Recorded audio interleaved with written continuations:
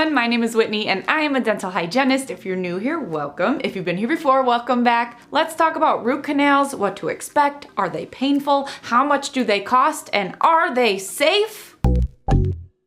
So if you want to understand what a root canal really is, I'll link my video in the bottom bar below that explains everything about what it is, why it is done, but for the purpose of this video, let's talk about the procedure itself and what to expect. The first question I always get is, are root canals painful? And surprise, root canal treatments don't actually hurt. They get a bad rep because oftentimes people need root canals when their tooth is already in pain. Not always, but often, and that's why the tooth might hurt, not because of the procedure itself, but because your tooth is already hurting when you show up to the appointment, and it's sometimes hard to get you numb when the tooth is so infected that it's causing you pain. So if you are not in pain, that's actually the best time to get your root canal, before it hurts you, because then you numb up very easily and the root canal procedure is super straightforward. It will feel like you're getting any other routine dental treatment, fillings, crowns, you'll be numb and you'll be good. It's easy. I really hope that makes sense, knowing that getting a root canal is what helps combat the source of your pain rather than cause additional discomfort. Also, if you are in pain and you're watching this video right now and you're like, shoot, great, that's me, my tooth hurts and I'm getting a root canal tomorrow. In this case, oftentimes your dentist would have already prescribed you an antibiotic and or something to help the swelling. So always talk with your dentist about your individual concerns so they can accommodate you and make you more comfortable. Next question I always get, are root canals safe? And the answer is absolutely yes. Root canal treatments utilize safe, high-quality materials that are designed for long-lasting support. It's safer to get a root canal than it is to avoid treating your infected tooth, especially when you consider that an untreated abscess could potentially cause a brain infection and put you in the hospital. So really,